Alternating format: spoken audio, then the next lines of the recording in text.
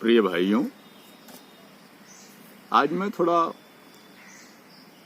राजनीतिक चर्चा करना चाहूंगा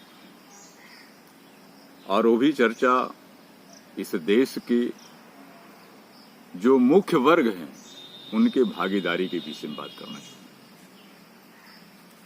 और इसमें भी जो शासन सत्ता नौकरी, चाहे वो 4th क्लास की हो चाहे क्लास 1 की हो,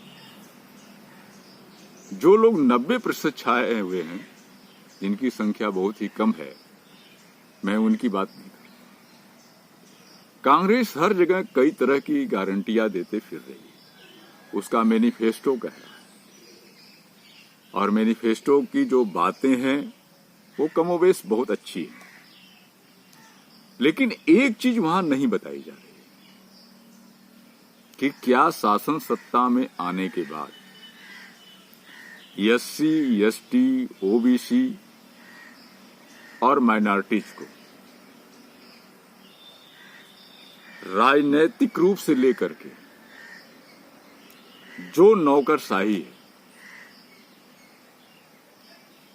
जो हमारा चौथा स्तंभ है, न्यायालय है, क्या वह इसकी को भागीदारी देने के लिए मैनिफेस्टो में चर्चा करेगी? अगर अपने घोषणाओं में लोकसभा के पहले इन वर्गों के भागीदारी की बात नहीं करती तो भले ही यह सारा वर्ग मिल करके उसको शासन सत्ता में ला दे, लेकिन जो परिस्थितियां चल रही है उसमें मूलभूत रूप से आपको कोई लाभ नहीं मिल सकता। और इसको साधने के लिए उन्हें जो 15% के लोग हैं और मुख्य रूप से ब्राह्मण लोग हैं, उनको कैसे साधेगी? फिलहाल यह प्रश्न कांग्रेस के साथ है। यह समाधान कांग्रेस को करना पड़ेगा, इसलिए कि लगभग 90 से 99% यह वर्ग सभी उच्च स्थानों पर बैठा हुआ है बरगद की तरह, और उसके सोच में कतई परिवर्तन नहीं है। कुछ सुधारवादी हैं, मैं ये नहीं कहता, लेकिन 50% तो ऐसे लोग हैं जो बाहर से कांग्रेस के हैं, लेकिन अंदर से पूरी की पूरी तरह वर्ण व्यवस्था के वो पोषक हैं। और वर्ण व्यवस्था के अगर पोषक हैं तो स्वाभाविक है कि वह SC, ST, OBC को अधिकार, माइनॉरिटीज को अधिकार पूरा नहीं देना चाहेंगे। कहीं न कहीं वो अड़ंगा डालेंगे। आज तमाम यूनिवर्सिटियों में SC, ST, OBC और माइनॉरिटीज के बच्चे उच्च डिग्री के लिए रोके गए, परेशान किया जा रहा है। जो थोड़ा मुखर है उनको तो बिल्कुल रोक दिया गया है, 4 साल 5 साल, तमाम सारी चीज। दिल्ली यूनिवर्सिटी में रितु को देख ली, बनारस काशी विद्यापीठ में है एक लड़का जो है दलित का है, वो 4 साल से उसकी PhD डिग्री। अभी आप देखिए इलाहाबाद यूनिवर्सिटी में प्रोटेस्ट करने पर दलित को पीट दिया गया और वहां का प्रॉक्टर पीट रहा है जो सवर्ण है। तमाम पूरे हिंदू, रोहित बोमिला की तो बात अलग है। तमाम जगह ऐसा हो रहा है। कितने लोगों को ऐसा किया जा रहा है जिसका कोई गणना नहीं है, और किस तरीके से प्रताड़ित भी किया जा रहा है हर जगह, ये भी कम बात नहीं है। तमाम सोशल मीडिया में बातें आ रही हैं। तो कांग्रेस को ये बताना पड़ेगा, वो भागीदारी की बात कर रही है, महिलाओं के भागीदारी की बात कर रही है, वो किस तरह से एडजस्ट करेगी। और महिलाओं की भागीदारी में जो जाति आधारित, वर्ग आधारित जो आरक्षण की मांग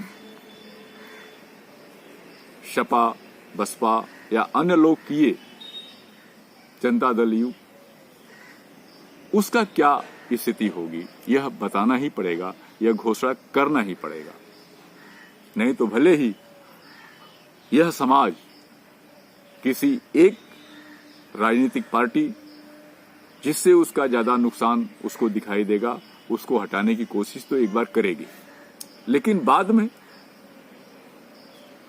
ताड़ से छूटे तो खजूर में अटके, ऐसी बात तो नहीं होगी। इसकी गारंटी कांग्रेस को देनी ही पड़ेगी।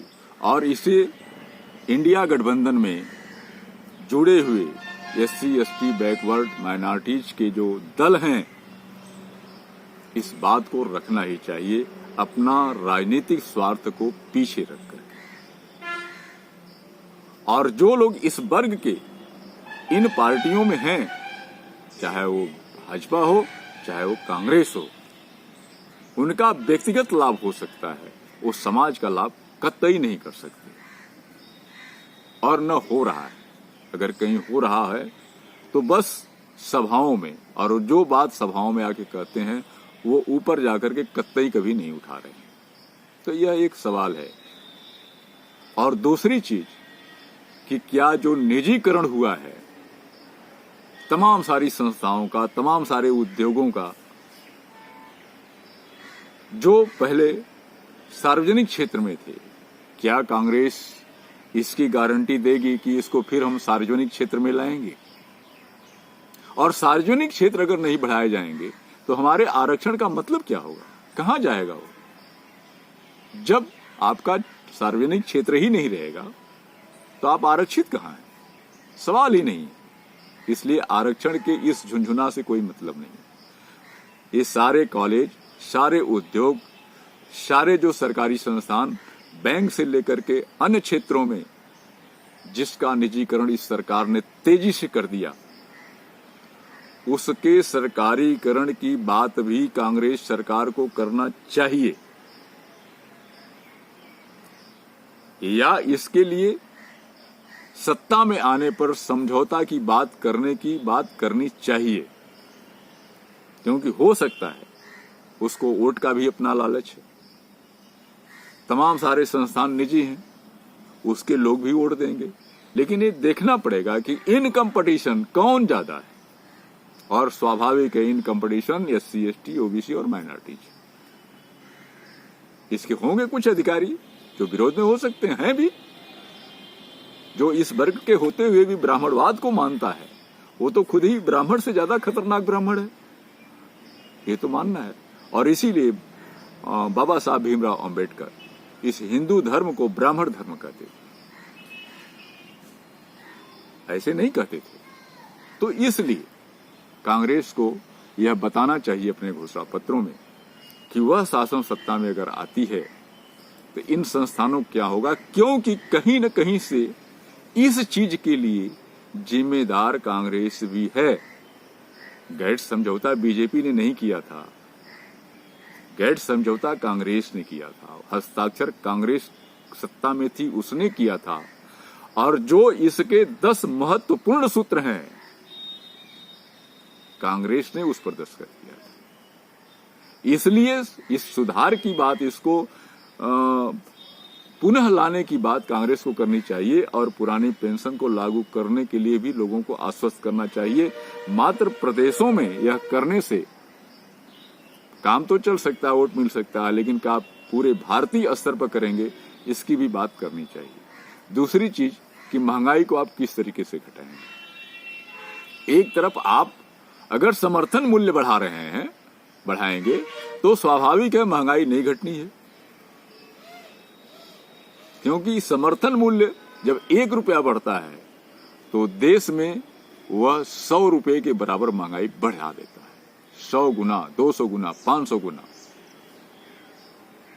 बावजूद उसके किसानों को बड़ा लाभ नहीं मिलता। आप समर्थन मूल्य धान गेहूं का बढ़ाएंगे, अन्य का बढ़ाएंगे, लेकिन जो हमारा व्यापारी वर्ग है समर्थन मूल्य पर कभी नहीं लेता, उसे 500 रुपया नीचे ही लेगा। तो फिलहाल मेरे कहने का मतलब है कि हर चीज का संतुलित एक व्यवस्था कांग्रेस को अपने घोषणा पत्र में लाना चाहिए, बजाय बिजली, पानी, पेट्रोल और गैस सिलेंडर तमाम सारी चीजों के करने के साथ ही इस पर भी ध्यान देने की आवश्यकता है और इस पर भी SC, ST, OBC, बैकवर्ड और माइनॉरिटीज को चिंतन करने की आवश्यकता है और उसको अपनी बात रखने की आवश्यकता है और कांग्रेस से इसका समाधान पाने की भी आवश्यकता है और हमें आगे बढ़ना चाहिए। लेकिन एक सवाल जरूर महत्वपूर्ण है कि जो सबसे बड़ा जो नुकसानदायक आपको साबित हो रहा है उसके प्रति आपको अपनी रवैया बदलने की भी आवश्यकता है। उससे कम नुकसान पहुंचाने वाले को आप जो है मालिकाना हक दे सकते हैं या आपके सोचने पर निर्भर है। इसी के साथ मैं बहुत सारे सवाल आप पे छोड़ रहा हूं, आप इस पर ध्यान दीजिए और मैं आपको मेरी बात आपने पूरी तरीके से सुना। आप सभी लोगों को बहुत बहुत धन्यवाद। मेरी बात अच्छी लगे तो मेरे इस वीडियो को शेयर करें, लाइक करें और कमेंट अवश्य करें। एक लाइक अवश्य दें ताकि मेरा जो है कि मनोबल बढ़े। आप सभी लोगों को बहुत बहुत